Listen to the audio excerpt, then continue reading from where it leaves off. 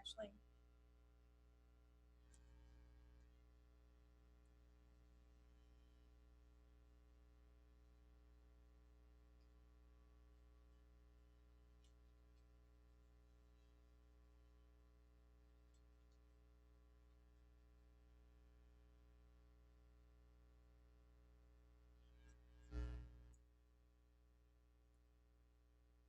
Ashley, are you there?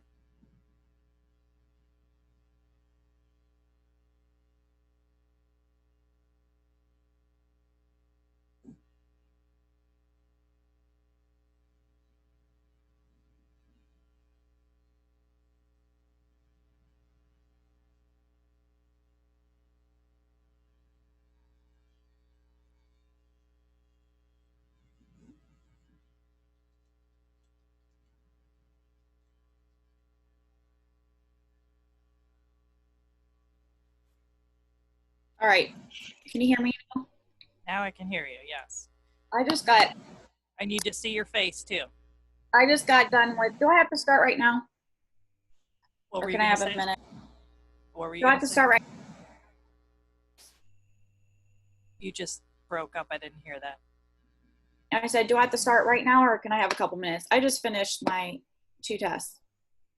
Yeah, you can have a few minutes, but so I'm just trying to get you started before everyone else so that you're not like Right. taking forever at the end, you know?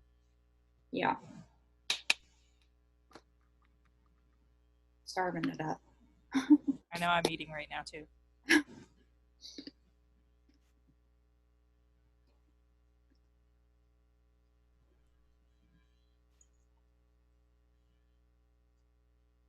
Can you see if I'm sharing my screen?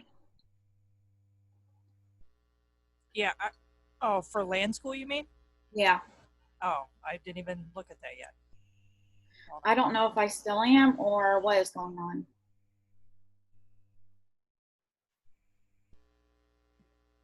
Well, I mean, I need to give you that code for you to be on my stuff, so I'm not going to see you if you Oh, have it, that's you know. yeah. So I'm not going to create the code until you're ready. So just tell me, because the longer I have that up, it's like bad for everyone else to connect that way if it's up for really a long period of time. All right. I'm gonna go use the restroom. I'll be right back. Okay.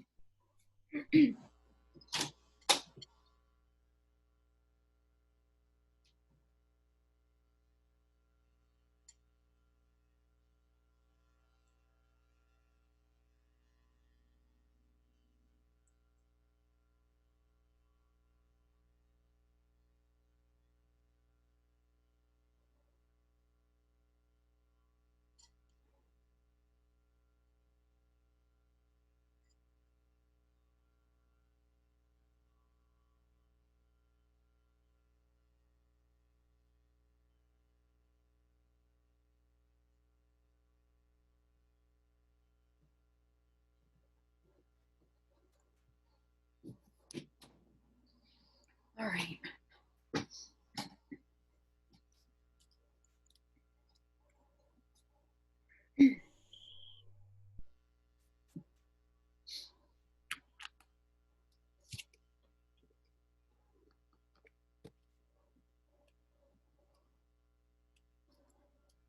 Is it under quizzes? Yeah. Okay.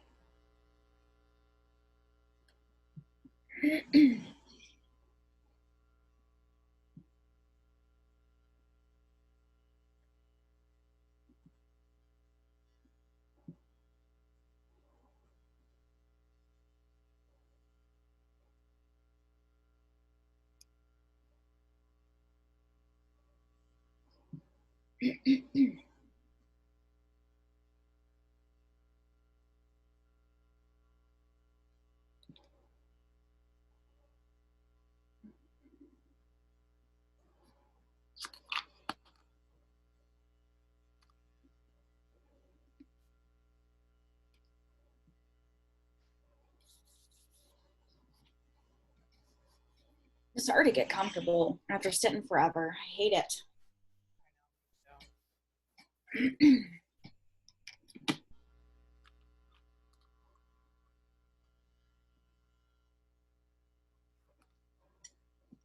class shouldn't be too bad today because we don't have a whole lot going on. It's just the test, and then the PowerPoint I have is pretty short, so it's not real long. Yeah. I think we just have a few people to present their things, and that's about it. Yeah, I'm tired. Did you have 2 tests for him today? Yes. And then we had an ATI and we had his exam. And then the ATI would not let me, you know how at Proctor's, it wouldn't enable my camera. And it was working. So it took like a half an hour. I had to reboot my computer like 3 times. It's so frustrating.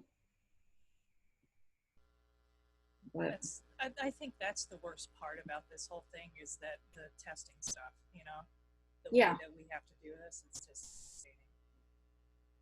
Yeah, because if something happens, then I get nervous, like, okay, what is, and then it kicks me off. It kicked me off during my test too.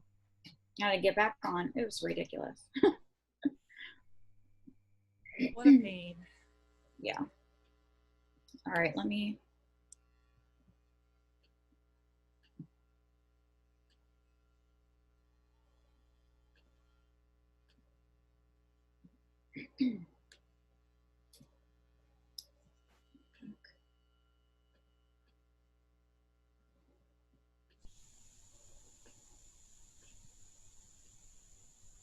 Trying to copy this, but it's not.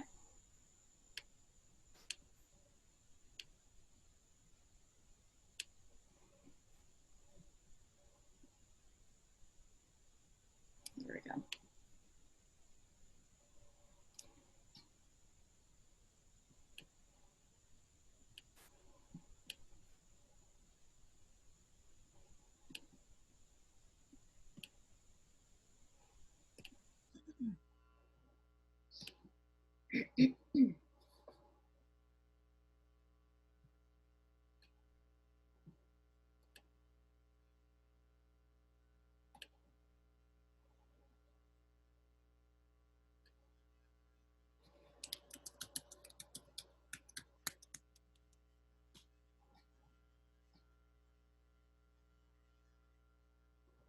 Hey, I see you. Coming up.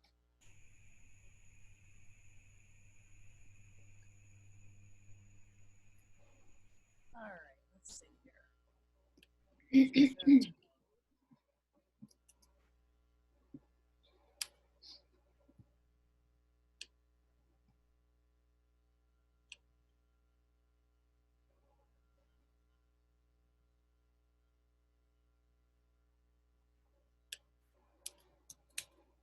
I'm going to mute myself so you don't hear me chewing or anything. Okay.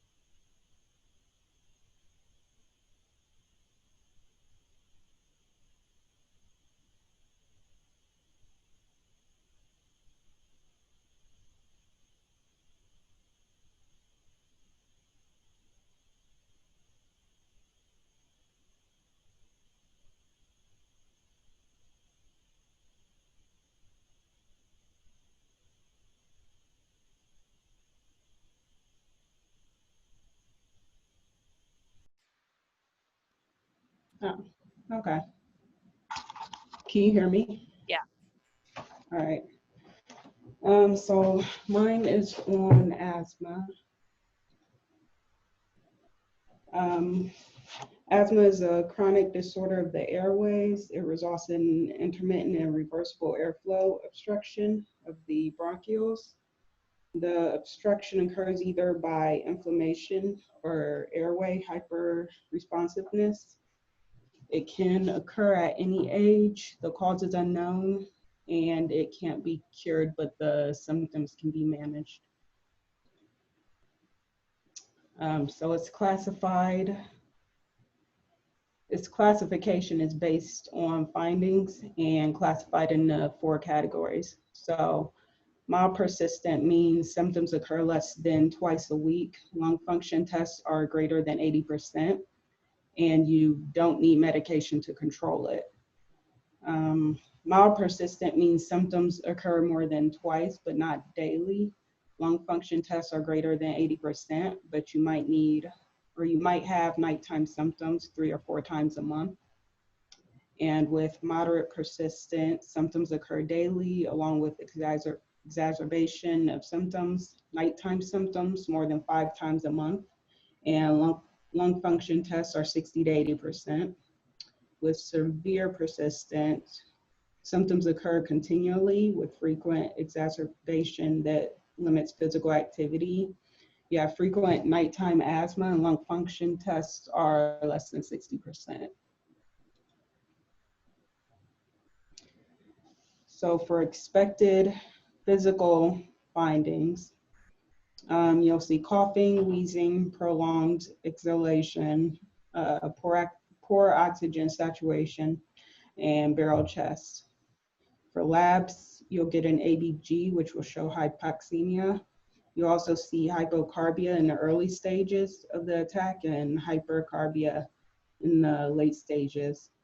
Also, sputum culture tests are done which can indicate infection. For diagnostic testing, the diagnostic tests that are done for asthma include the PFT and the chest X-ray. And the PFT is the most accurate when diagnosing asthma and the severity.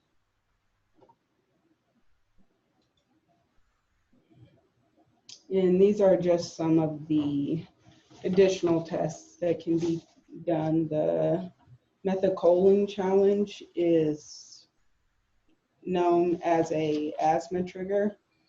When it's inhaled, it causes a reaction like asthma.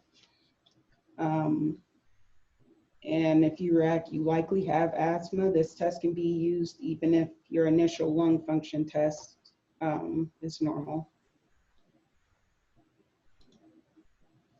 So for medications, have short-acting beta-2, anticholinergic medications, long-acting. So medications like albuterol, ipratropium, and salmeterol for that category. Anti-inflammatory agents would be corticosteroids, leukotriene, mast cell stabilizer, and monoclonal antibodies. So, and the last category is combination agents, which is just treatment of bronchodilators and anti-inflammatory medications as well.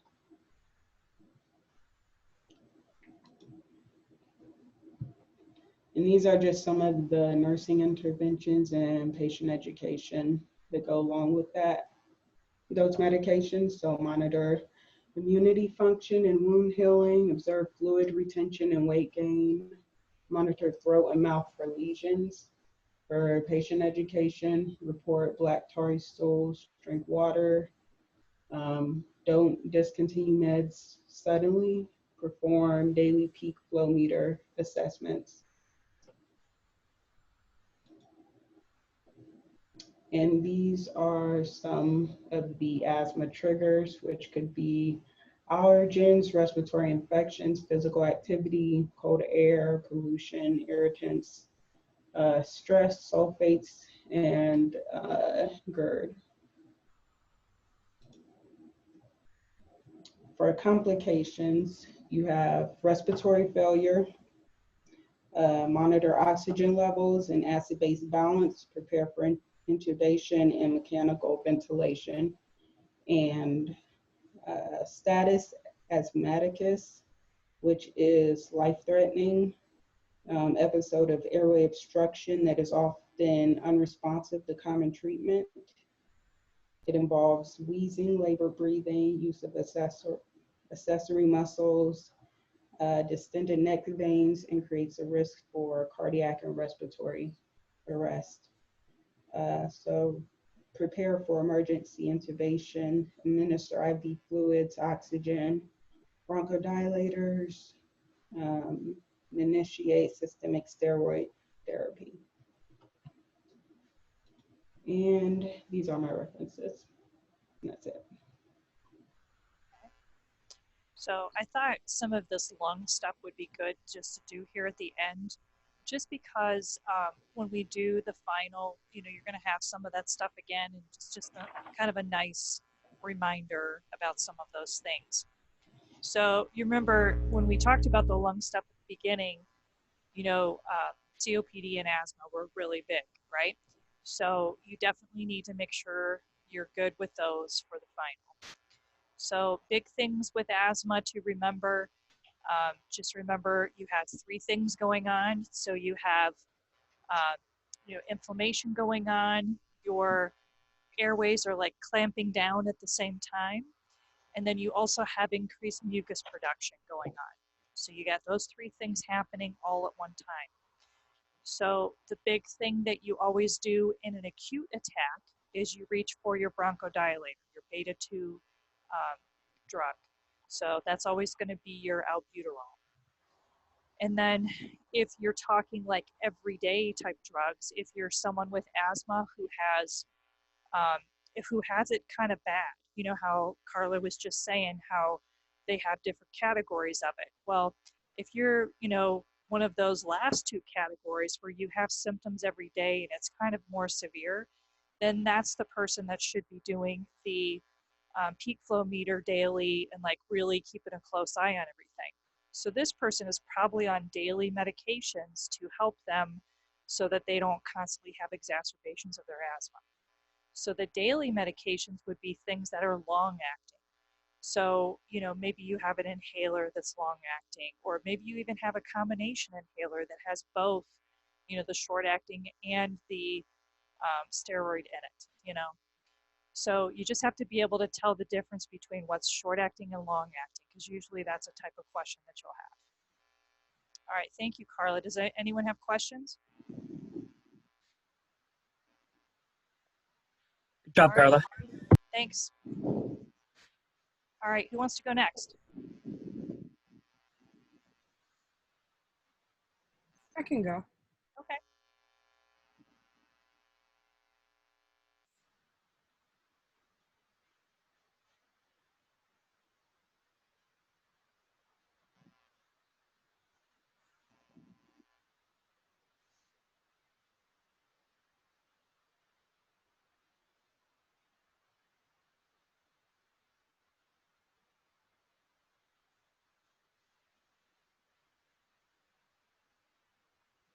Well, for some reason, I can't get my screen to share, so hang on. You know how to do that, right? There we go. Hey, that's a pretty background. Yeah, we all wish we were there, right?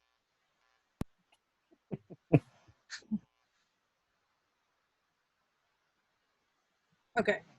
You guys can see this okay, right? Yeah. Okay. Yep. So what is a pulmonary embolism?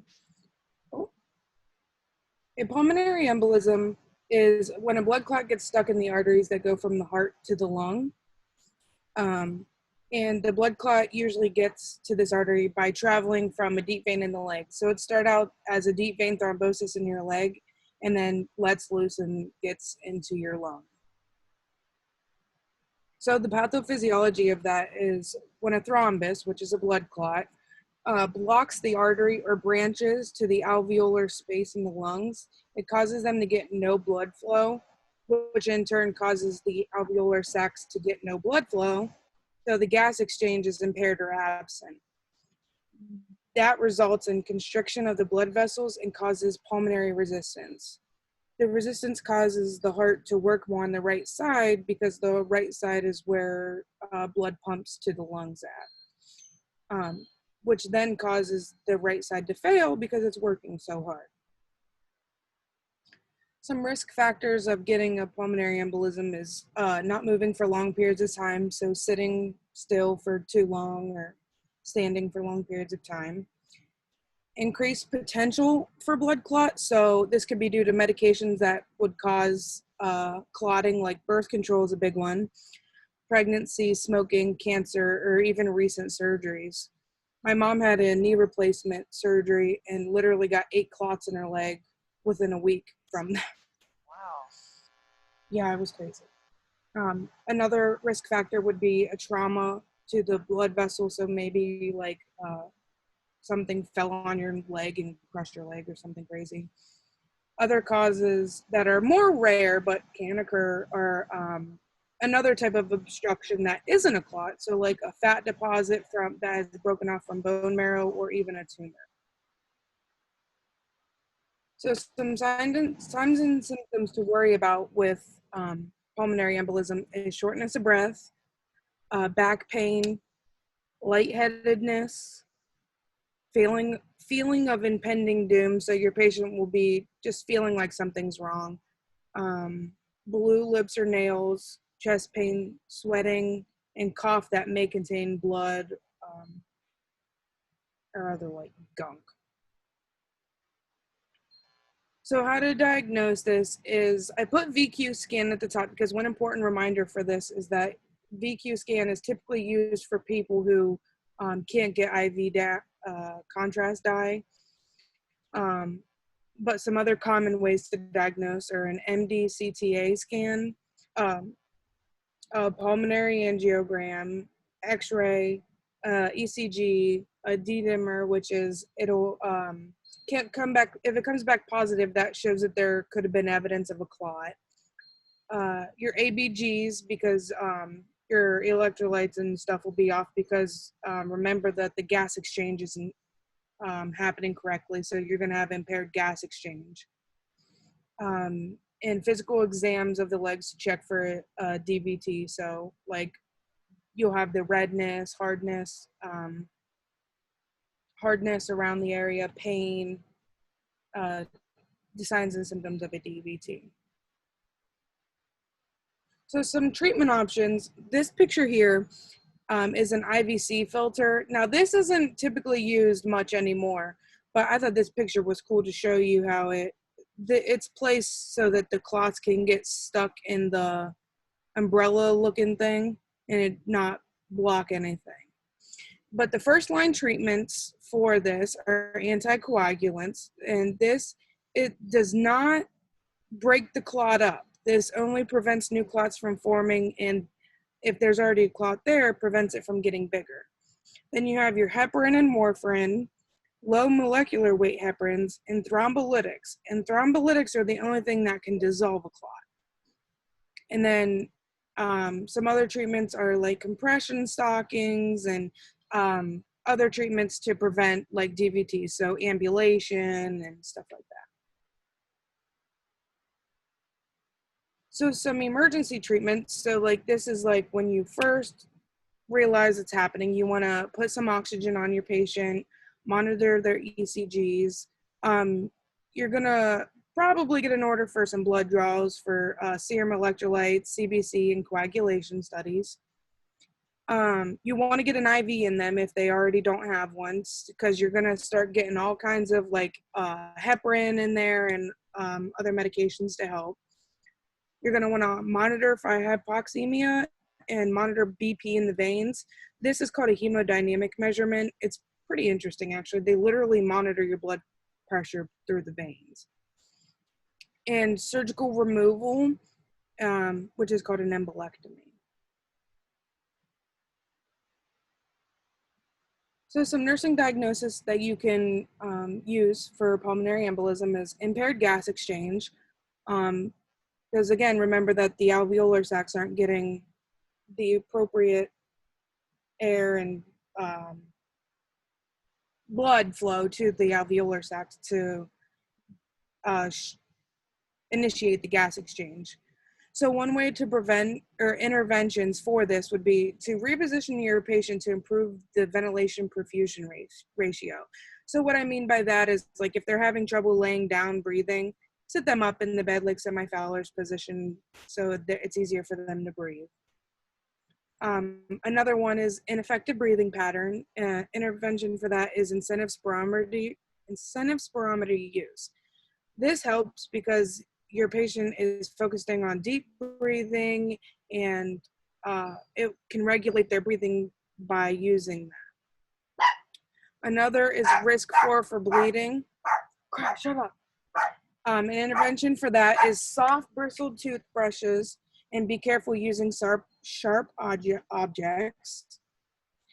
And then acute pain is also one. And so what you want to do for that is give PRN medications and reposition your patient every 2 hours.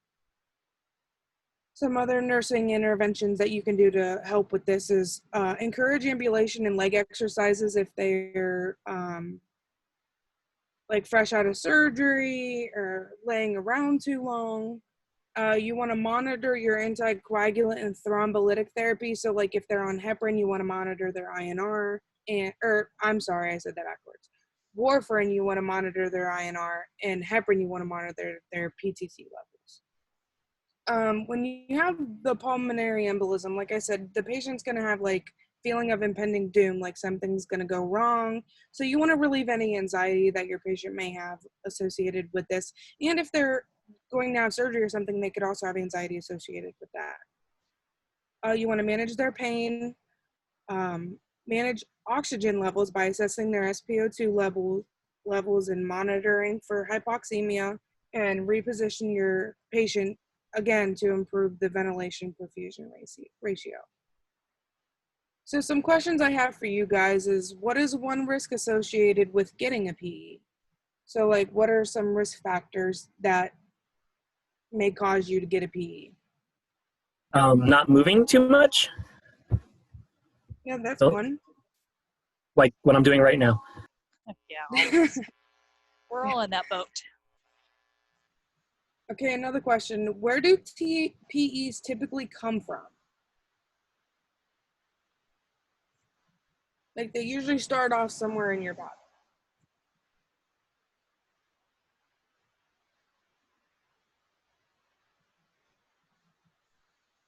Any legs? Yeah, they usually typically start off as a DVT in the legs and then let loose and then get into your lungs. And then what is the first line treatment for a PE?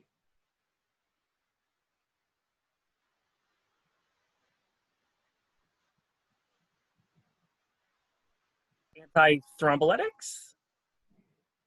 Or one of those. Yes, anticoagulants. Yes, that's what I said. I just said it wrong. Yeah. You're going to want to get that anticoagulant started as soon as you can diagnose what's happening. There's your answers for the questions. So some other answers that sitting still not also is trauma, another obstruction, and the increased for clots. And there's my reference. Nice job, Sam. Thank you. So this is kind of interesting. This week in my other class, believe it or not, I'm teaching family nursing in the BSN this time, and this is my first time teaching that. So in family nursing, they do OB and peds in there. And you guys have not had any of that yet, right? You do that later on, I think. I think next term you do adult 3 with Ease. peds, I think, and then the Yes. term after, I think you do OB. So speaking of clots though, so like this week we were talking about this in my family nursing class. We said that there is a complication that women can have when they're pregnant called anaphylactoid syndrome. And what this is their amniotic fluid, from when they're pregnant, it all of a sudden it will cause a clot. So it's because of some of the stuff that's floating around in the amniotic fluid. So like you'll learn when you're in OB that there's things called lanugo and vernix and all the stuff that have to do with the baby. So some of that stuff is what's floating around in the amniotic fluid and it causes a clot.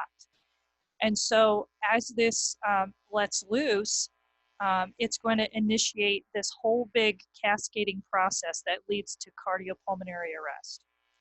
And once they undergo that, then everything starts going downhill, and then they can go into that DIC, which is disseminated intravascular coagulation, and they can just like bleed out. So it's a crazy, crazy complication that can happen. So it kind of just made me think of that because, we're talking about clots. So yeah, there's other things that can cause a clot like this. So just kind of keep that in mind. Anyone have any questions for Sam? I'm sorry, what did you say? No, I said, anyone have any questions for Sam? All right, well, thank you. You did a nice job. Good job, Sammy. Thank you. All right, who's next? I can go. Okay.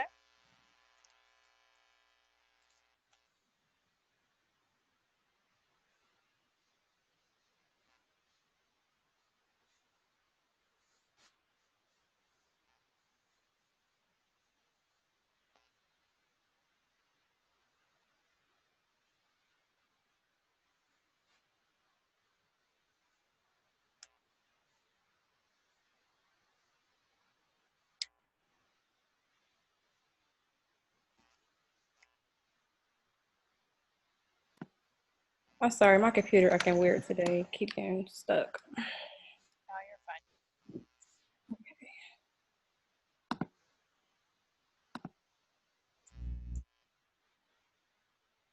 So the topic I had was acute respiratory distress syndrome.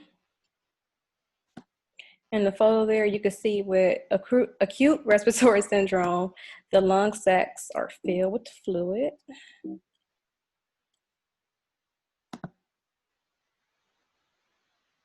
Acute respiratory distress syndrome is a severe lung condition. It occurs when fluid fills up in the air sacs in your lungs. Too much fluid in your lungs can lower the amount of oxygen or increase the amount of carbon dioxide in your bloodstream.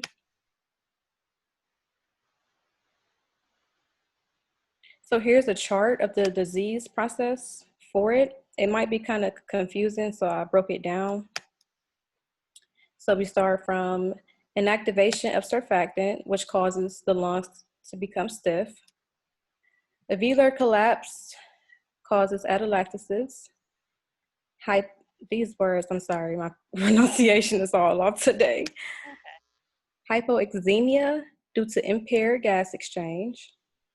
The fluid leakage in the alveoli equals crackles, which is metabolic acidosis.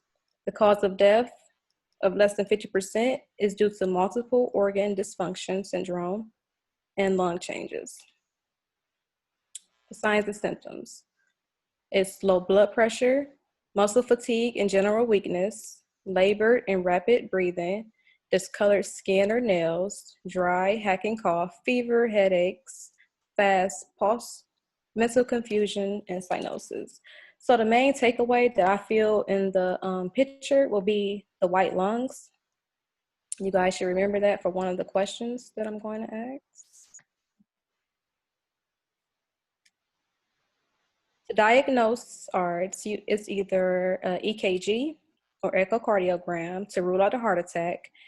And then next, you would complete a chest x-ray or CAT scan, which reveals fluid-filled air sacs in the lungs, or it will be white, the x-ray.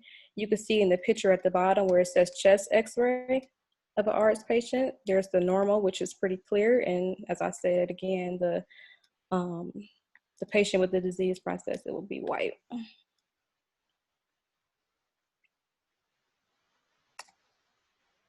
Risk factors would be sepsis,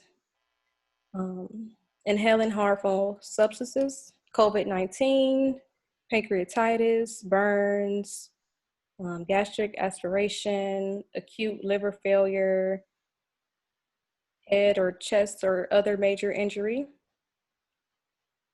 It's a bunch of different things in the picture. Transfusions is another risk factor for it as well. Oh, look, you even have amniotic fluid embolus in that picture. You see that? What I was just talking about. Yeah. When you mentioned it, I was like, I got that on my PowerPoint. Yeah. Complications.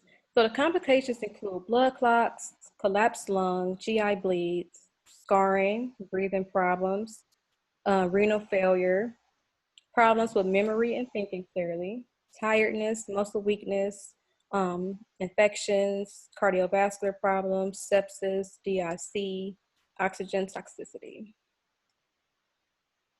So there is the treatments. There is no cure for ARDS. The goal is to focus on supporting the patient while the lungs heal.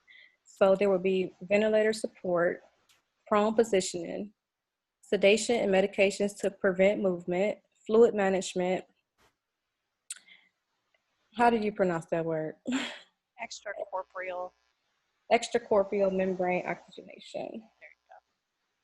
So over in the corner is a little mnemonic to help remember the treatment process. So antibiotics, respiratory support, diuretics, and position the patient in a prone position again.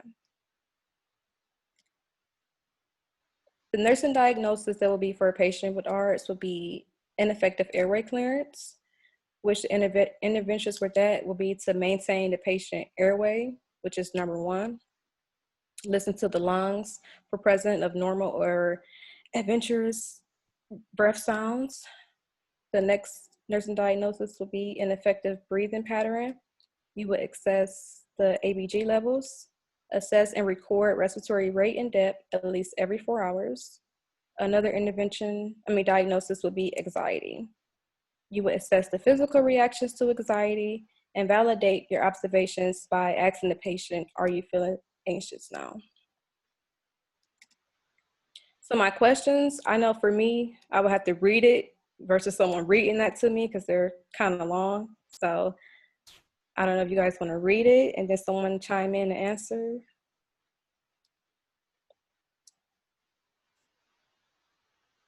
Let's start with number one.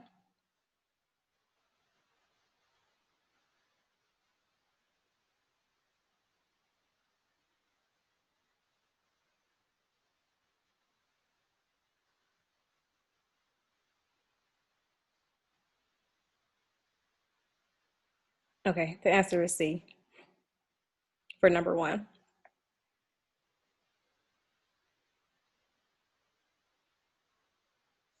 See how I feel when no one says anything now when you're talking. It's irritating, isn't it?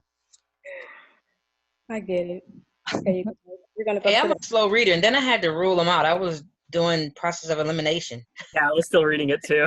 Okay, before she goes on, so just remember with ARDS, that's a huge thing to remember with it, that you can give them all kinds of oxygen, but no matter how much you give them, it's not helping their problem. That's a hallmark sign of this. So no matter what you give it, their oxygen saturation is still going to be crap. So the only thing to do would be to put them on a ventilator. So 100% non-rebreather isn't going to help.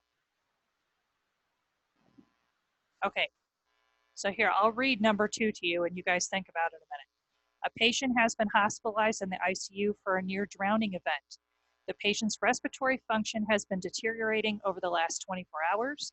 The physician suspects acute respiratory distress syndrome. A stat chest x-ray is ordered. What finding on the chest x-ray is indicative of ARDS? C. Yeah, that one was C, Definitely. right? That's correct. Good job. All right, here, I'll read the third one. Which patient below is at most risk for developing ARDS and has the worst prognosis?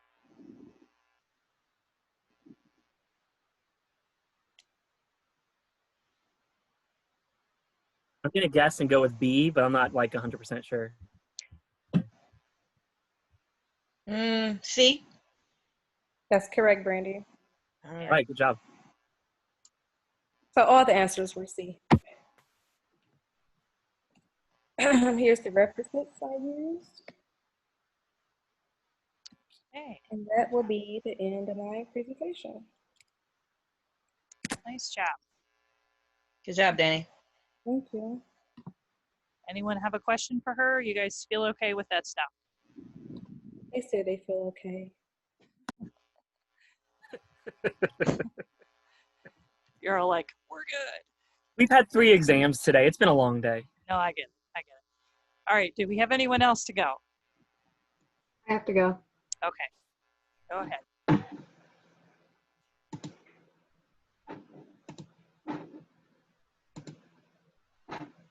Okay. Oh, that's a cool background. 1 second. So I had COPD, which is chronic obstructive pulmonary disease. Hold on. I can't see that. So COPD is a slowly progressive respiratory disease of airflow obstruction involving the airways, the pulmonary parenchyma. It's just any form of lung tissue, including bronchioles, bronchi, blood vessels, the interstitium, and the alveoli, or both of those. Patients with COPD can present with overlapping signs and symptoms of emphysema and chronic bronchitis. And then once this disease is developed, it's irreversible, but it can be managed with medication and lifestyle changes. So the pathophysiology, airflow limitation is both progressive and associated with the lungs, abnormal inflammatory response to noxious particles or gases. The inflammatory response occurs throughout the proximal and peripheral airways, the lung parenchyma, and the pulmonary vasculature. Due to the chronic inflammation in the body's attempt to repair it, changes and narrowing occurs in the airway. Changes that occur in proximal airways include increased number of goblet cells and enlarged submucosal glands, both of which lead to hypersecretion of mucus. Changes that occur in the peripheral airways cause thickening of the airway wall, peribronchial fibrosis, exudate in the airway, and overall airway narrowing. So chronic bronchitis is the blue bloater. It's a disease of the airways defined as the presence of cough and sputum production for at least 3 months in each of 2 consecutive years. Its irritation of the airways results in inflammation and hypersecretion of mucus. There's constant irritation that causes the mucus secreting glands and goblet cells to increase, leading to increased mucus production. Mucus plugging of the airway reduces ciliary function. The bronchial walls become thickened, narrowing the bronchial lumen. The alveoli adjacent to the bronchioles may become damaged and fibrous, resulting in altered function of the alveolar macrophages. Emphysema is the pink puffer. It's impaired oxygen and carbon dioxide exchanges results from the destruction of the walls of overdistended alveoli. Emphysema, it's a pathological term that describes an abdominal distension of airways, air spaces beyond the terminal bronchioles and destruction of the walls of the alveoli. As the walls of the alveoli are destroyed, the alveolar surface area is in direct contact with the pulmonary capillaries, and it continually decreases. This is causing an increase in dead space and impaired oxygen diffusion, which leads to hypoxemia. So some signs and symptoms. Well, at first I thought that was a good picture to show like comparison to the emphysema and the bronchitis right next to each other. So you would see a chronic cough, sputum production, dyspnea, weight loss, barrel chest, which is what you see more in the emphysema patients. The modified skin color, you see pink in emphysema and blue cyanotic in the bronchitis.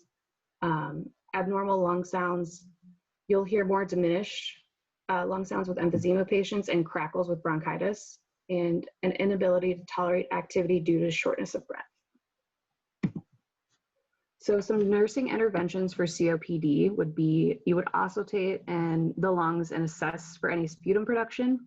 You would educate the patient on diaphragmatic breathing for bronchitis and pursed lip breathing, which is emphysema. Administer medications as needed. So bronchodilators or corticosteroid. You'd suction secretions as needed. You would assist the patient in a position of comfort and facilitate ease of breathing. You would elevate the head of the bed, have the patient lean over the bedside table or sit on the edge of the bed. You would assess the respiratory rate and depth. You would monitor the O2 saturation, and you want to maintain between 88% and 92%. And provide supplemental oxygen as needed.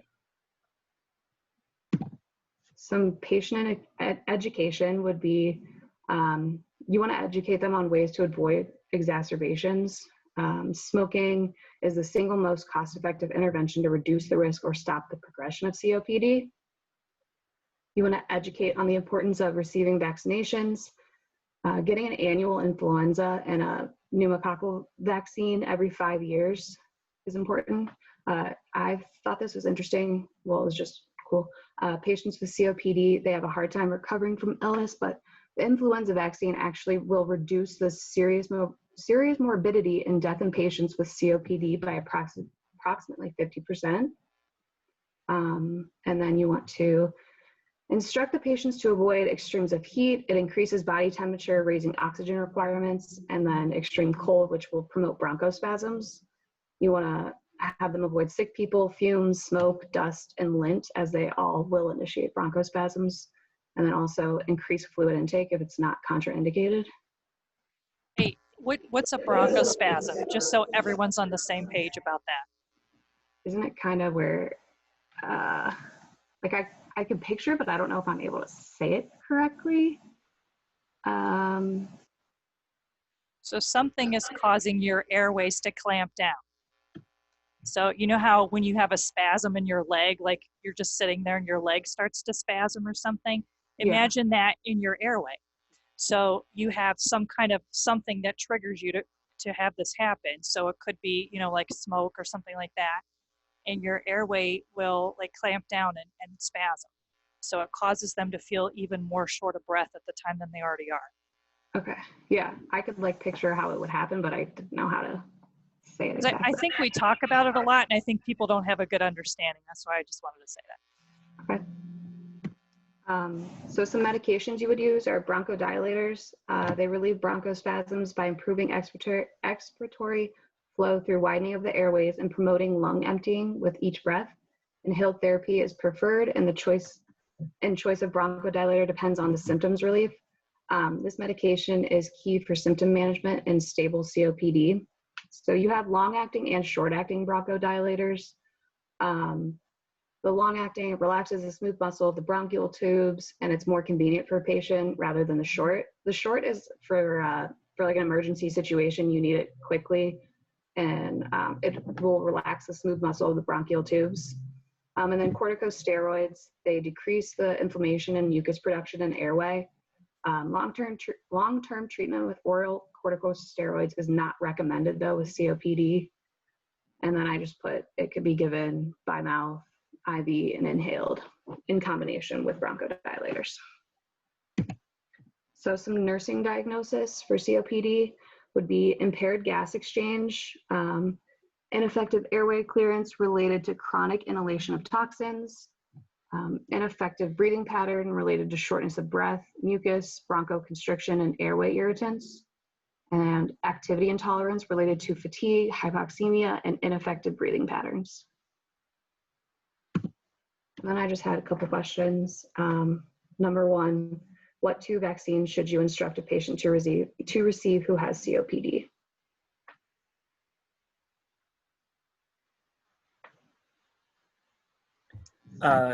Pneumonia vaccine. Yep.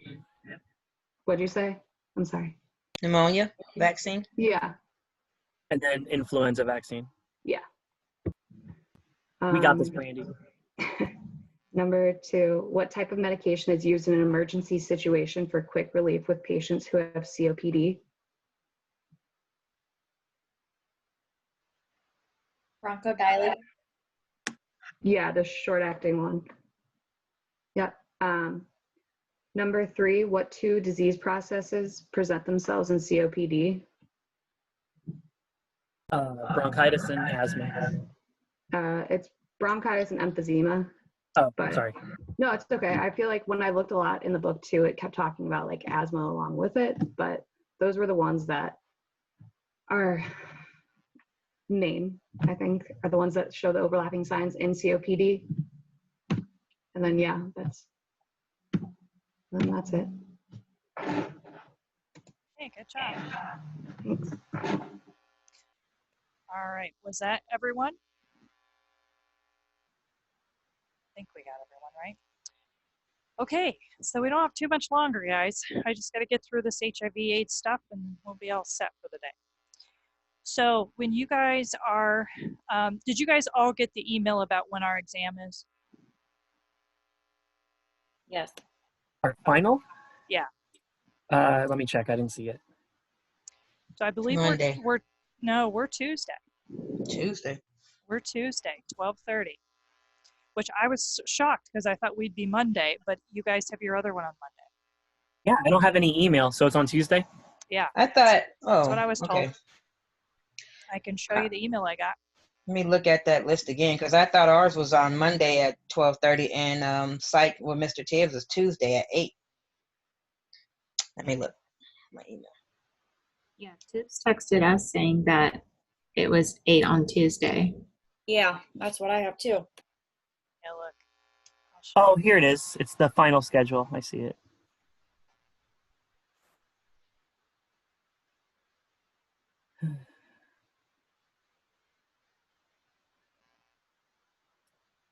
Adult 2, Monday, 12:30.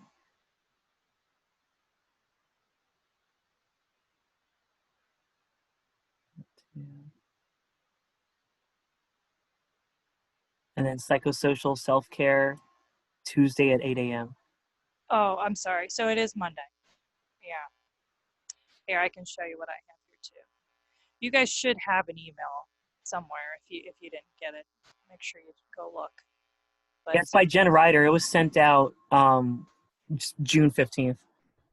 yeah, here's what I have right here. So we are NO210. So here's us.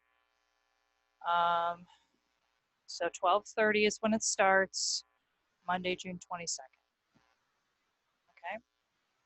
And then your other one, what is that? Psychosocial self-care requisites. That is 8 o'clock Tuesday. Okay. I will send you guys out a invite, for a Zoom session for that. So. Okay. So anyway. Hey, Miss Silk, real quick. I know Yeah. this is kind of silly, but in the Zoom invite, could you put the specific date and time so I can easily see what time it is? Yeah, For it's the always final exam? it's always in there. Okay. Just for simplicity's sake, it's like right there in the one email you send. Well, I can highlight it or something because it's always in there. Maybe you're just overlooking it. Thanks. All right, so let's go ahead and go over our HIV/AIDS stuff. Make sure I pulled it up. All right, so on our final, this will be, new stuff for you. And really, there's not a whole lot of questions about this, so maybe like 15 or something. So it's not too bad.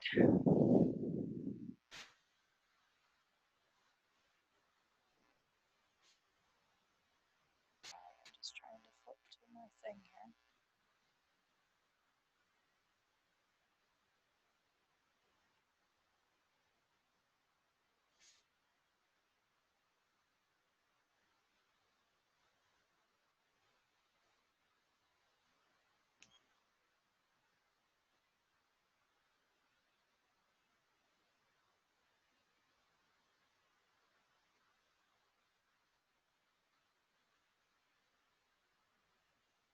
Here we go. All right, so with this stuff, if you wanted to take a look in your ATI book at anything, it would be chapter 86 in your ATI book. In our big book, it would be chapter 36.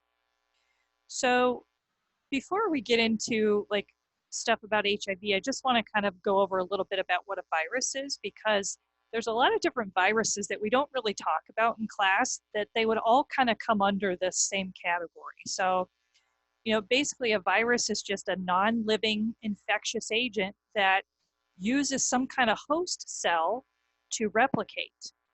So the virus can infect bacteria, plants, and animals, and viruses can coexist within the host cell. Or they can cause infection, which in some cases can be really bad and can lead to death. So when we talk about viruses, you know, we've all had a virus before in our life, right? So a lot of illnesses cause viruses and they're acute, but they call them self-limiting. So self-limiting just means that, you know, it'll go away on its own. So you don't really do anything for it per se. So like if you just get a basic run-of-the-mill virus, you know, they don't give you antibiotics for it. You just kind of have to treat your symptoms, get lots of rest, drink a lot, that kind of stuff. So there are some, though, that are out there where you do have to treat it because it's a little bit more severe. So certain viruses will be a little more severe and they won't go away on their own, so you have to treat them with a medication called an antiviral.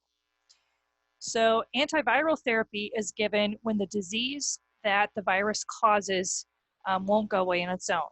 So some of the ones that would be like that would be herpes simplex, type 1 and 2, cytomegalovirus, Epstein-Barr virus, varicella-zoster virus, respiratory syncytial virus, which is RSV, and then also some of the hepatitis viruses. So basically, once a virus gets into your system, kind of what's happening is it attaches to the CD4 receptor inside the host. And then once it attaches there, it like gets into the cell and then it starts to replicate. And so like you may have just a very little amount of virus in your system, but once it starts to replicate, you can have a ton of virus inside your system. So like when we talk about HIV, the more of the virus you have, the sicker you are, you know? So you would hope that, you know, if you start finding out that you have it, if you do some type of treatment that, you know, that would kind of keep it at bay and you would feel better. But anyway, once this virus starts to replicate and it produces more and more virus, you're going to get sicker and sicker, right? So then another thing I want you to write down real quick before we start getting into this. So when we talk about CD4 cells, this is a type of T cell, which is a helper T cell. Helper T cells are activated on recognition of antigens, and they stimulate the rest of the immune system. So basically, my CD4 cells inside my body, they detect if something foreign comes into my body. And they're like, hey, what is this? This doesn't, you know, I don't recognize this. I need to do something about it. So they get activated and they try to get rid of whatever this bacteria or, you know, foreign thing is. So then what is an antigen? An antigen is a substance that produces antibodies. And then you might say, what is an antibody? So an antibody is a protein substance that's developed by the body in response to interacting with a specific antigen. Antibodies are sent to attack foreign invaders. So that's kind of like, you know, that CD4 cell like starts to activate antibodies basically to help you keep you well.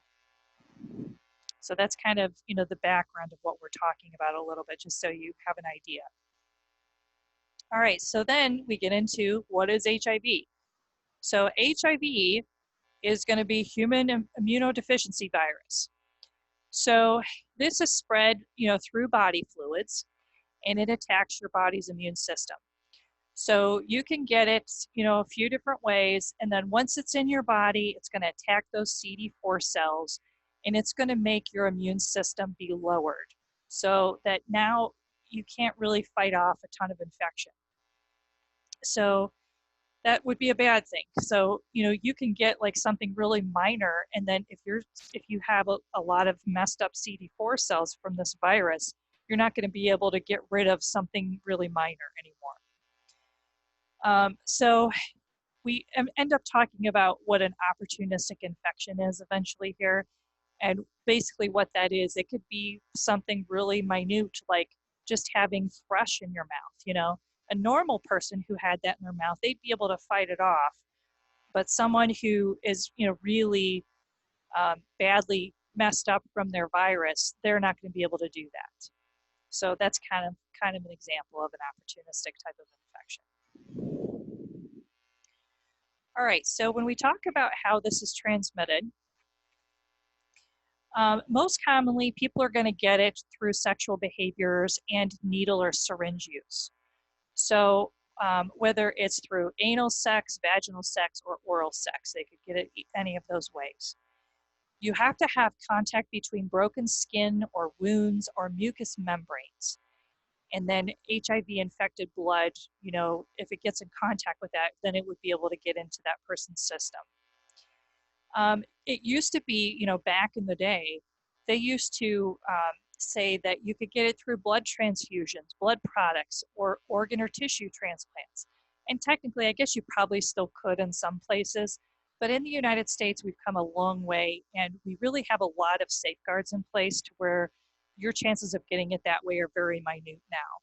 Now, years ago, that was not the case, and you could get it that way. Other things, you could also get it from mother to child during pregnancy, birth, or breastfeeding. And then, of course, we all know you could get stuck by an HIV-contaminated needle or other sharp object and get it. So, unfortunately, that's another way. So, yes, this is not transmitted through casual contact. Years ago, when this first came about back in the early 80s, people were really afraid of this. And there was a huge stigma, on anyone who had HIV. No one wanted to be around you. People didn't want you to touch them. It was a very scary time because we didn't know a whole lot about it. But now that we know more, it's not as bad. There still is a little bit of a stigma, but not like it was back then.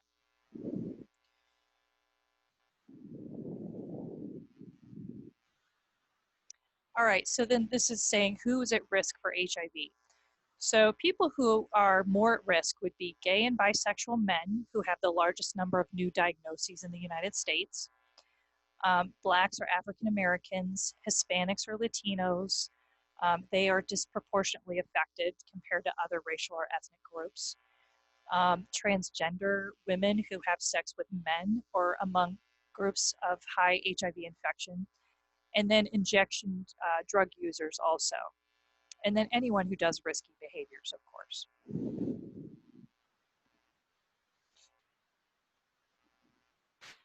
Okay, so there really is no effective cure that exists for HIV, but with proper, taking of your medicines and everything, you can control your symptoms and you can actually live a pretty long life with this. So the medicine that we use to treat this is called antiretroviral therapy, or ART. If you take it like it's supposed to be taken every day, then it can dramatically prolong your life. And it can keep you pretty healthy and make you not be able to transmit it to other people, even if you have a really low viral count. So before the introduction of this medication in the 90s, people with HIV could progress to AIDS in just a few years. So today, someone diagnosed with HIV that's treated before the disease is far advanced can live nearly as long as someone who does not have HIV, which is pretty amazing, right? Okay, so when we talk about symptoms, so there's about 40 to 90% of people who they can be infected with HIV and they may not even know it. So The only thing that they're going to have as a sign or symptom are going to be like flu-like symptoms. And usually you're going to get those within 2 to 4 weeks after you've been infected. So you may not think anything of it. You may think, oh, I just have the flu, no big deal. So you may continue to do all your risky behaviors. So that's kind of the scary thing about this. If this person even got tested at that point, their test may come back negative even though they haven't. So they may not show right away as having HIV even though they are infected with it. So some of the things you would see would be fever, chills, rash, night sweats, muscle aches, sore throat, fatigue, swollen lymph nodes, and mouth ulcers.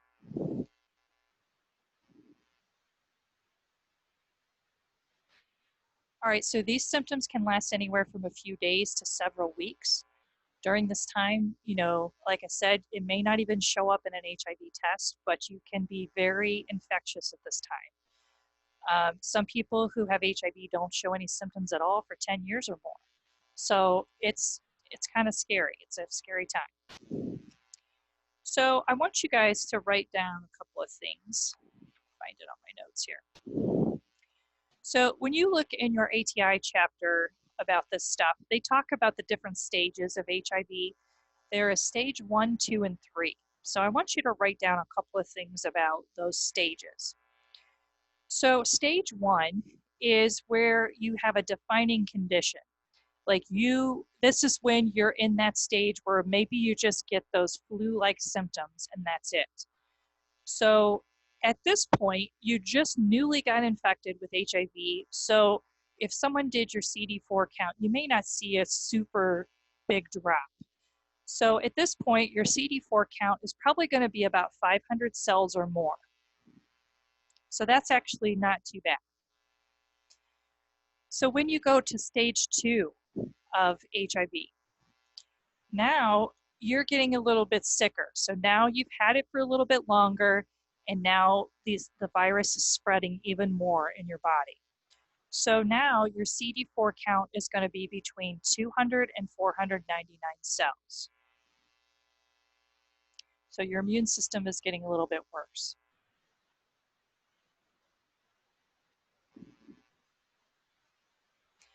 And then stage 3.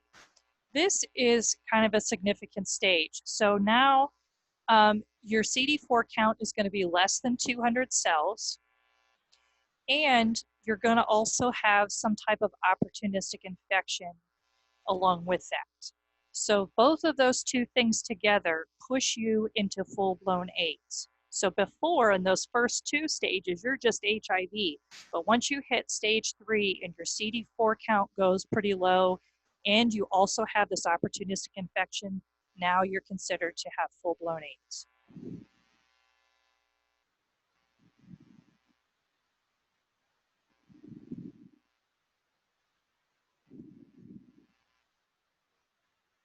So once you're in that stage, they say if you don't do any treatment, you're probably going to die from this within 5 years.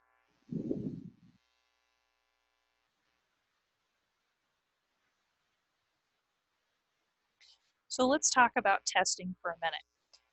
So HIV tests are pretty accurate for the most part, but there's no test that can detect the virus immediately. It's just not out there.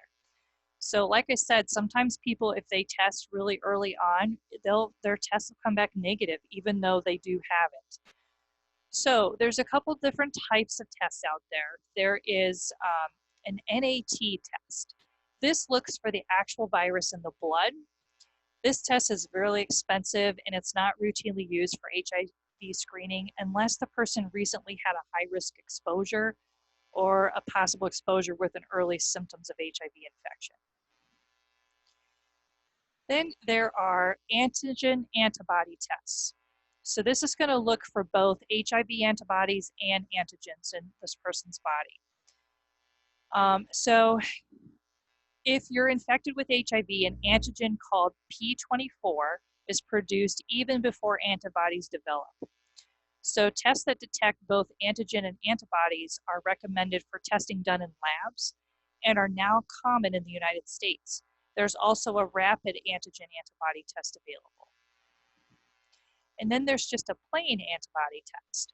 This is going to detect the presence of antibodies, which are proteins that a person's body makes against HIV, but not the HIV itself. Most rapid tests and home tests are antibody tests.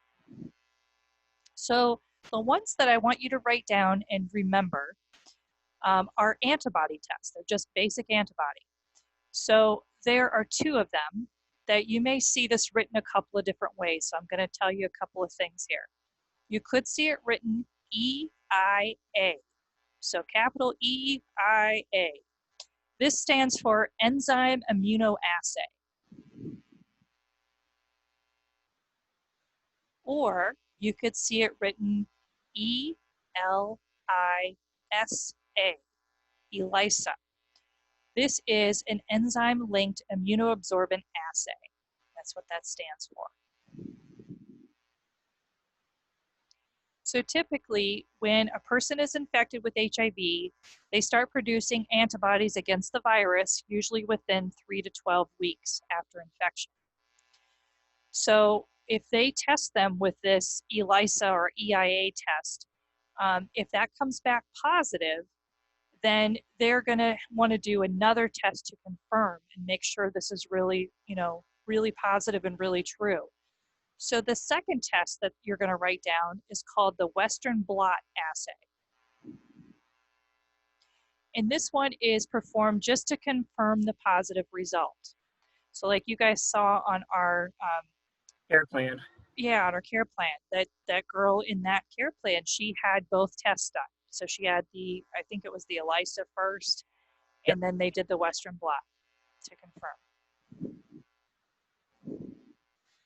Okay, so once you know that someone is positive and you've done both tests, you've checked it, they're both positive, you are going to want to, as a provider, you want to test for this person's viral load. So this is another blood test that they can do, and it shows how much of the virus is in their body at one time. So the idea is you want to get less and less amount of this virus. The more you treat them with medications and stuff, the more that viral load will go down. And that's what we want to see. The viral load measures plasma RNA levels. And these tests are used to track viral load in response to treatment. So basically, every time this person comes back for an appointment, you're going to draw a viral load to see where they're at. And it's going to help you decide if what you're treating them with is actually working or if you need to switch to something else. The viral load is a better predictor of the risk of HIV disease progression than the CD4 count. The lower the viral load, the longer the time to an AIDS diagnosis and the longer the survival time. So again, that's what our goal is, to get that viral load almost undetectable. So we all know that there's no cure for HIV at this point. And it's a wonder, there's no wonder, because viruses are really tricky. They always mutate and do all these crazy new things all the time. So it's really hard as a researcher to try and figure that out. So that's why we're not quite there yet. So things are always changing. Maybe you have some luck doing one thing, but then the virus mutates and now it doesn't work anymore, So it's pretty tricky.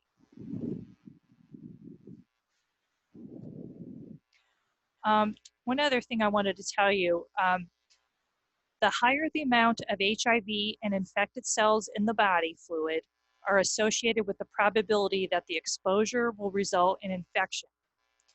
So in other words, like say you have HIV and they did your viral load and it's pretty low, like almost undetectable, like we want. If you went ahead and had sex with someone at that point, the chances of you passing it on to someone else then are very, very low because your viral load is so low. It doesn't mean that there is not a chance that you could still pass it, because you could, but technically, if your viral load is that low and it's almost undetectable, then your chances are you're not going to. Does that make sense? Yes. Okay. All right. Let's see if I'm on the right slide here. There we go. Okay, I know this is a little bit hard to see. I wish that I could make that picture bigger, but that picture is kind of good. It really tells the story about all of these different tests. Let's see. Here we go. This is where I want to be. Okay, so our goals of treatment then are there's 4 things we want to get done. We want to reduce HIV-associated morbidity and prolong the duration of quality of survival. That's one of our goals. The number 2 goal would be to restore and preserve immunologic function. So in other words, we want our CD4 count to rise again, because the more CD4 cells that we have, the better, because we can fight against more infection, right? Number 3 would be maximally and durably suppress plasma HIV viral load.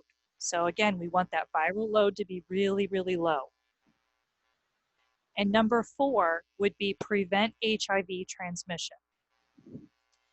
And that's the thing, like we teach people about prevention, things that they can do. But also, if we get that viral load really low, then their chances of passing it to someone else is very low as well. So that's always a good thing. So as far as treatment goes, treatment is currently recommended when the CD4 counts are between 350 and 500.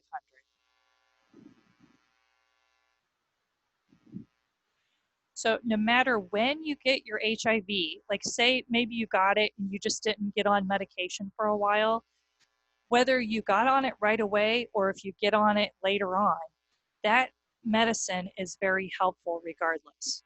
So it'll still have some benefit to you if you get on it later on. So that's always a good thing to know as well. So on the slide here, it talks about how this is a retrovirus. So the drug used to treat it is called an antiretroviral. So these drugs are given in combination with other ones, and the combination therapy is called antiretroviral therapy. Okay, so unfortunately, even though these drugs are really good and they help quite a bit, they have a lot of side effects. And so sometimes people are hesitant about taking them and they just don't take them like they should. So as you can see, you know, there's quite a few things: nausea, vomiting, diarrhea, difficulty sleeping, dry mouth, headache, rash, dizziness, fatigue, and pain. But there's even other things that I don't have listed here that can happen as a result, and some of those things are pretty severe. So other adverse effects that you could see from some of these HIV meds would be hepatotoxicity, so you're going to start seeing liver type symptoms, nephrotoxicity, so things having to do with your kidneys, osteopenia, increased risk of cardiovascular disease or MI, dyslipidemia, and insulin resistance. So there's quite a few things that can happen as a result of these meds. So the really big thing I want you to get out of this today is that, you know, non-adherence is a big thing with HIV meds. So people not taking their meds like they should. And so we need to do everything we can to try and figure out why they're not taking them and to try and get past that barrier, whatever it is that's preventing them from taking it. So what do you guys think? What do you think would be some reasons why people might not want to take these?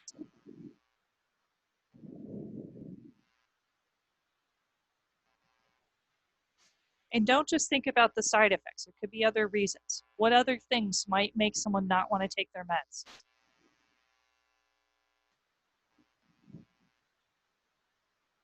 It's too many pills to take every day and different times of day. People just get tired of doing it. Yeah, that's one thing. And definitely earlier on, when they first started to come out with these drugs, that was definitely true. So like, you're not supposed to just take one medicine. Typically, they put you on 2 or 3 at a time for HIV. So it used to be they would only make separate pills for everything. But luckily now, because we're in the 2020, by this time now we have combination meds. So just like, I'm sure you guys have seen combination blood pressure meds where you take one pill and it has two different meds in it. Same thing here. So now they make them like that, where you could have 2 or 3 different meds all in one pill, which is way better for people. So that is helpful. What else do you think might cause people to not take their meds? The cost. Okay. What else? I mean, going off of what Brandy said, it's just a lot of pills to take. Most people don't want to incorporate that into their life. It's a lot. So, I don't know. That's all I can think of. Well, think about cost. Cost can be a big problem for some people. And I know years ago, these used to cost a ton of money. And a lot of people, that was a big reason why they didn't want to take them, because they couldn't afford it. So that's a reason. And then think about if you got diagnosed with HIV. How depressed would you be if you got diagnosed with this? So depression is a big cause. And then how when people are depressed, you guys are in psych now, you should have talked about depression. So how when people are depressed, they don't want to do anything. Like sometimes they'll want to sleep all day, their eating habits are all messed up. They just don't take good care of themselves because they're so depressed. So that could be a part of this as well. And then lack of social support. So remember I said there's a big stigma against people with HIV. Even today, it's not as bad as it used to be, but it's still there. So, you see that a lot. So sometimes people just don't want to be known as that person that has HIV. So they don't want to, have that known out there. A lot of people will have substance abuse because they have HIV, so they're so depressed, they start, leaning on drinking or doing different drugs or whatever to kind of make them feel better. And so then they don't take their meds, So there's a lot of things that could really play a part here if you really think about it. So whatever it is, we need to figure it out as a nurse to try and help them understand that they need to take their meds. They're going to live a longer, happier life if they take these meds. If they don't take their meds, though, think about back when we talked about TB. You remember how we said if you don't take your TB meds for the amount of time that you're supposed to, your TB can come back with a vengeance.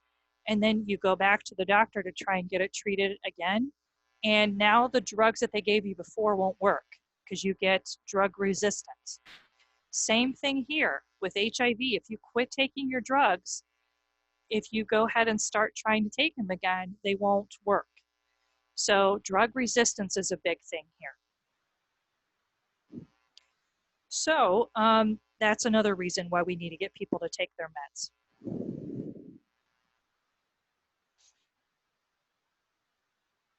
Oh, here's my drug resistance thing. I guess I went ahead too much.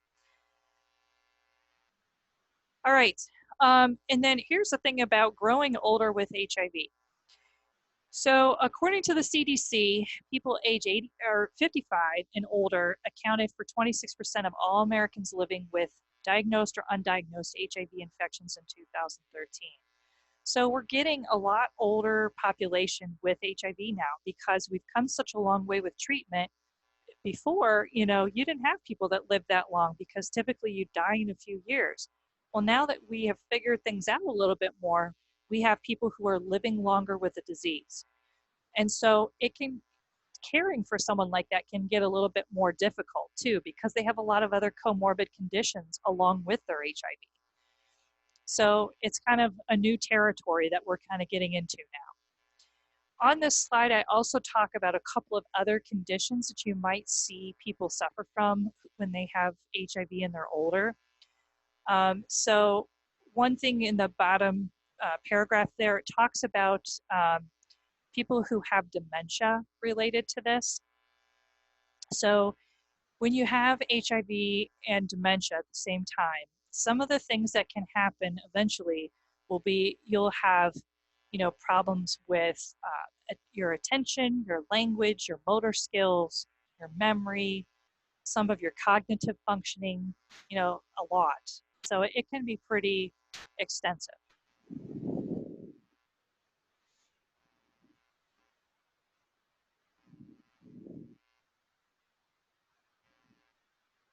Oh, before I go on to, let me find my thing back here.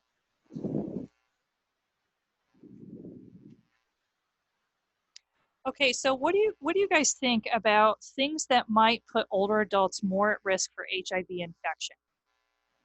What would be some things that would put them more at risk for getting They have a infected weakened with immune HIV? system.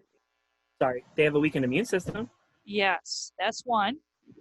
What else? They're not using protection. Yes, that's a huge one. So even though we may think as providers that, hey, they should know to use protection, they're 55 years old or whatever, you still need to talk to everyone about prevention things. Yeah, this was part of our discussion post that was due today. Yeah, yeah. That's funny. Yeah, so a lot of times older adults just have that mindset that they don't need to use condoms because they're not worried about getting someone pregnant or whatever. But they don't even think about like sexually transmitted diseases or HIV or anything else. It doesn't even cross their mind. So yeah, it still needs to be an education thing that you do with older adults.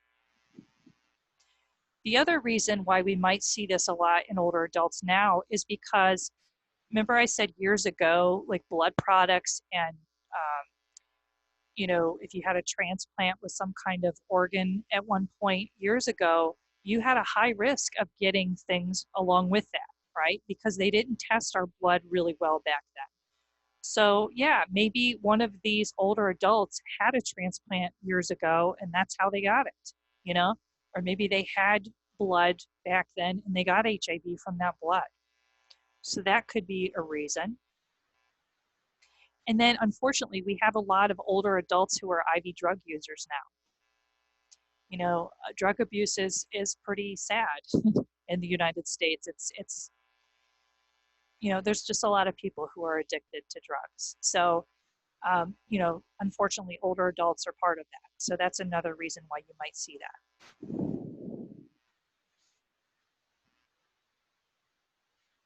Okay, so then let's get into actual AIDS here. So AIDS is the most severe part of the infection here. So now we're in like stage 3. So people with AIDS have such badly damaged immune systems that they get an increasing number of severe illnesses called opportunistic infections. So it might not mean that one opportunistic infection does them in, but now they get a ton of them. So when the number of your CD4 cells falls below 200, you're more at risk for getting these. You are also considered to have progressed to AIDS if you develop one or more opportunistic illnesses, regardless of your CD4 count. Typically, once you get to this stage, that last stage, if you don't get treatment, you're going to progress and maybe only survive to about 3 years. So once you have a dangerous opportunistic infection, life expectancy without treatment falls to about 1 year. So that drug therapy, that ART, can be really helpful for people who have AIDS when diagnosed, and it can be life-saving. So treatment is likely to benefit people who have HIV no matter when it started. So you always try to tell that to people when you're talking about it, to make sure that they know even if they start it late, it still can have a benefit to them.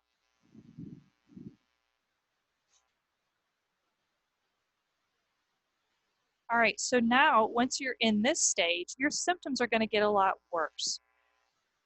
So you have a lot of damage to your immune system. You're going to be super sick from all these crazy opportunistic infections. So now you're going to see like extreme weight loss, chronic diarrhea, night sweats, fever, persistent cough, mouth and skin problems, regular infections, serious illnesses or diseases. So there's quite a few different things that you can have happen to you once you're in this stage. It can be very uncomfortable. All right, and then with these opportunistic infections, when someone living with HIV has a weakened immune system, they're at risk for a ton of these. And there's like a huge list of things.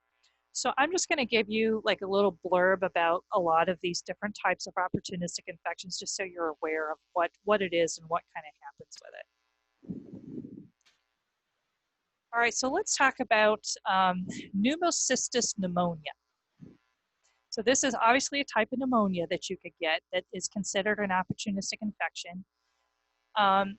So what happens when someone gets this is typically it presents as an acute episode of shortness of breath, fever, non-productive cough, chest discomfort. Usually you'll have oral thrush along with it. That's a common co-infection. Fever is your predominant symptom. And how they would diagnose this as this type of pneumonia they would have to do a bronchoscopy. So during the bronch, you have this camera that they basically will stick down your throat and go down towards your lungs there, and they can see what's going on inside your lungs because you're right in there. And while you're down there with this camera, you also have other attachments on this scope that you can put on where you can take samples. And you could get a sample of their lung or their sputum or whatever while you're down there to get testing done. And that's what you would need to get a diagnosis for this. All right, there's another thing called Mycobacterium avium complex. So this is something that occurs in patients with a CD4 count less than 50 cells. So can you imagine if you had less than 50, you'd be sick constantly, I bet. So this person's going to be pretty bad off if they get this. So this is caused by 3 different mycobacteria. And some of your symptoms would be just like what I had on that last slide. So weight loss, fatigue, diarrhea, abdominal pain, night sweats, fever. The diagnosis for this is going to be made through blood cultures. They could have to do a bone marrow or take other body fluids to test for it as well. So at that point, that might do someone in. If you are at 50 cells or less for your CD4 count, that could probably kill you if you had this. And then remember, Brandon talked to us about TB that was associated with HIV. So when you have TB, testing for latent TB should be a routine thing with an HIV diagnosis. This can occur at any CD4 count, so it doesn't matter what your CD4 count is, you can still have this. People with latent TB who have HIV are treated with isoniazid, supplemented with pyridoxine to prevent peripheral neuropathy for 9 months. So they're on 2 TB meds to get rid of this. And so the idea is, even though you have latent TB and you're not showing symptoms at the time, you want to treat it right then and there because you don't want this to get activated because then it's going to really be hard to get rid of. This can be fatal if treatment is delayed in people with advanced immunodeficiency. So it definitely can kill you. And just like we had on our care plan, we had someone that had candidus, right? They had the oral white patches in their mouth. So candidus is not only white patches in the mouth, but it can also be, Candida vulvovaginitis, which is a white discharge, burning and itching also in females. There is another disorder called HIV wasting syndrome. This means that you have an involuntary loss of more than 10% of your body weight while having experienced diarrhea or weakness and fever for more than 30 days. Wasting refers to a loss of muscle mass. Some weight loss may be due to fat, like they may have lost some of their body fat already, So if someone's at that point where they have this HIV wasting syndrome, some of the things you might do to help treat that would be, you might have to put them on TPN for a while. Since they can't seem to take in enough to not lose weight, maybe you need to treat them in the hospital with TPN for a while. You also want to rinse their mouth several times a day with saline or sodium bicarb in sterile water to reduce mouth pain and increase their appetite. And then you remember on our care plan, there was an order for serving 6 small meals a day that are, high calories and high protein. That's kind of what you would want to do here as well. All right, and then remember Nick talked to us about Kaposi sarcoma. This is caused by human herpes virus 8, and it usually affects men more than women. It can spread through sexual contact. It involves the epithelial layer of the blood and lymphatic vessels. You can have skin signs, cutaneous signs, that are brownish pink to deep purple. They can be flat or raised, and they can be surrounded by bruising, like ecchymosis. Location and size of some of these lesions can lead to venous stasis, lymphedema, and pain. So common sites of visceral involvement, when I say visceral, I mean like organ involvement, would be your GI tract, your lungs, and your lymph nodes. Involvement of internal organs may eventually lead to organ failure, hemorrhage, infection, and death. So to diagnose this, you need to do a biopsy of one of the tumors. Prognosis depends on the extent of the tumor, other symptoms of HIV infection, and also their CD4 count.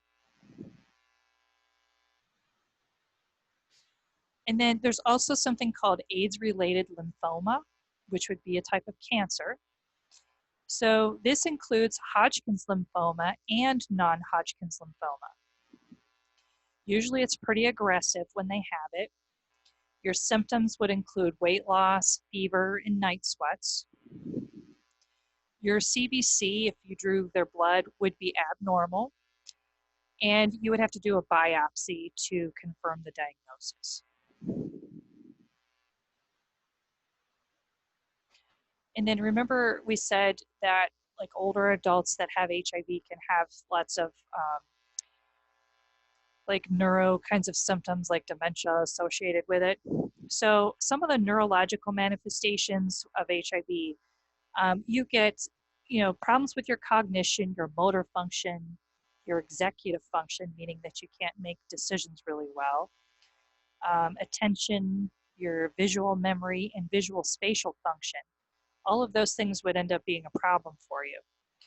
So this results in effects of HIV on the nervous system tissue. You get opportunistic infection and metabolic encephalopathy. So there is an HIV encephalopathy as well. This is a progressive decline in your cognition, your behavior, your motor function, all of those things.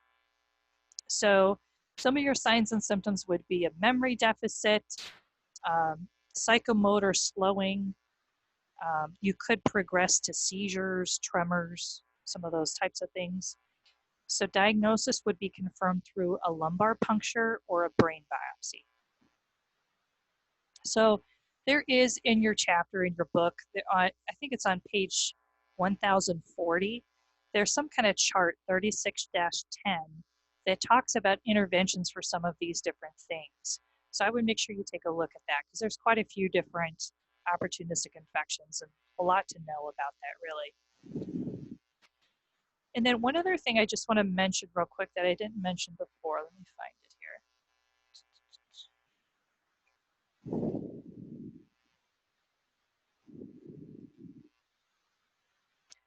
Okay, so I think I'm almost positive I put a question on our final about what do you do when you get exposed to like an HIV infected needle at work? What are you supposed to do? You guys know? I mean, I know you report it right away. What's your first thing you should do? Wash, sanitize. So you probably should go wash it off with some water first, right? Soap and water.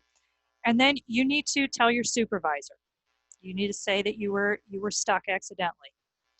And then your supervisor is going to tell you to, it depends on where you work at, but like if you're at the hospital, typically they either will send you to the ER or they'll send you to employee health if they have an employee health department.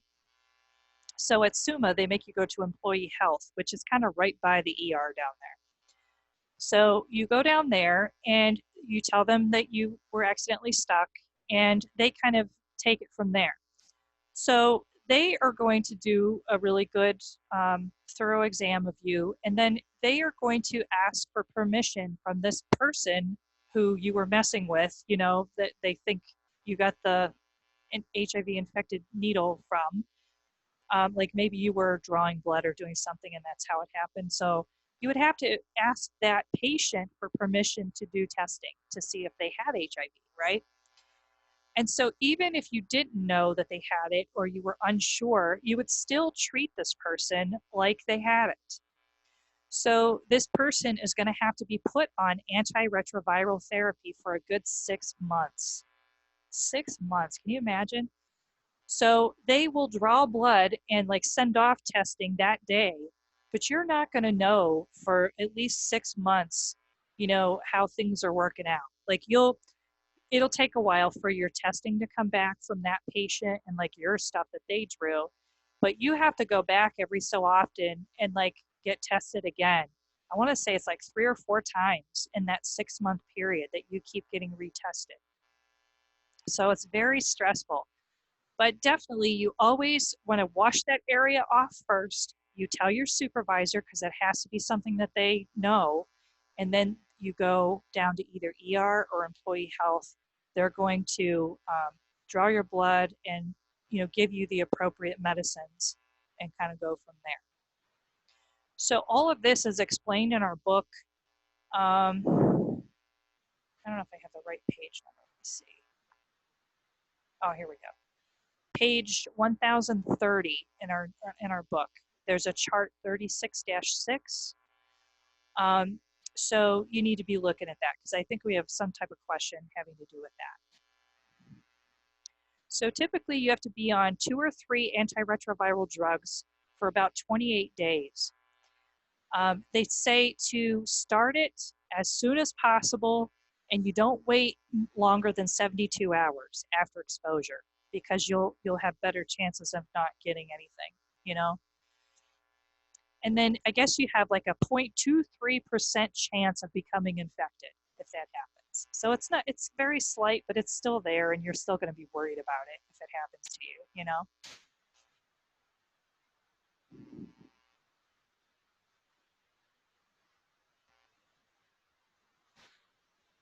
All right, questions about anything?